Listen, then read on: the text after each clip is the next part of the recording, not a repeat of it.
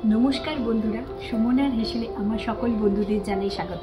आज के आमी टैंगरा स्टाइल चिकेन मंचुरियान करे देखाबो, तार साथे एग फ्राई। चलुन देखा जाक आमी किभाबे दुटो रेसिपि तैरि करी। चिकेन मंचुरियान बानानोर जोन्नो 1 केजी चिकेन के छोटो छोटो पिस करे केटे नियेछि, दिये एबारे मैरिनेशन करे राखबो। 1 छिपि भिनिगार, 1 चामच नुन, 2 चामच गोलमरिचेर गुঁড়ো और 2टी डिम दिए भालो करे मेखे नियेछि। 2-3 घंटार जोन्नो फ्रिजेर मध्य चिकेनटा मैरिनेशन करे रेखे दिएछिलाम।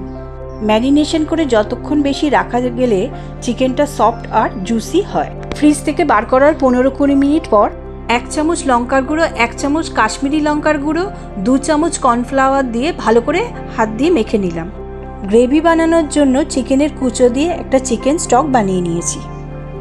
এরপর কড়াইতে সাদা তেল গরম করে নিয়ে একে একে সমস্ত চিকেনগুলোকে ভেজে তুলে নিলাম। ওই তেলের মধ্যেই আদা রসুন কুচি দিয়ে একটু নেড়ে নিলাম।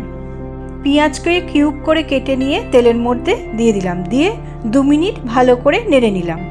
কিউব করে হলুদ ক্যাপসিকাম, লাল ক্যাপসিকাম, সবুজ ক্যাপসিকাম কেটে নিয়েছি, নিয়ে পেঁয়াজের মধ্যে সব একে একে দিয়ে দিলাম, দিয়ে কটা কাঁচা লঙ্কা চেরাও দিয়ে দিলাম। 2-3 মিনিট ভেজে নিয়ে ওর মধ্যে 1 চামচ নুন, 1 চামচ গোলমরিচের গুঁড়ো, 2 চামচ লঙ্কার গুঁড়ো, 1 চামচ কাশ্মীরি লঙ্কার গুঁড়ো দিয়ে 2-3 মিনিট ভালো করে নেড়ে নিলাম। এরপর ওর মধ্যে 2 চামচ টমেটো সস, 2 চামচ ব্ল্যাক সস আর 2 চামচ অয়েস্টার সস দিয়ে ভালো করে 2 মিনিট আরও নেড়ে নিলাম। সমস্ত চিকেনগুলো দিয়ে মিশিয়ে নিয়ে 2 মিনিট নেড়ে নিয়ে একটা বাটিতে 2 চামচ কর্নফ্লাওয়ার দিয়ে জলে মিশিয়ে নিয়ে ওটা দিয়ে দিলাম চিকেনের মধ্যে।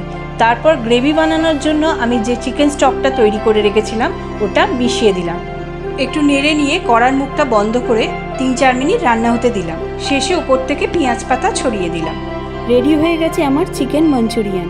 এগ ফ্রাইড রাইস বানানোর জন্য একটা কড়াইতে আমি বেশ কিছুটা জল ফুটিয়ে নিয়েছি আর 400 গ্রাম বাসমতি রাইস ধুয়ে ফুটন্ত জলের মধ্যে দিয়ে দিয়েছি, দিয়ে একটু পাতিলেবুর রসও মিশিয়ে নিয়েছিলাম।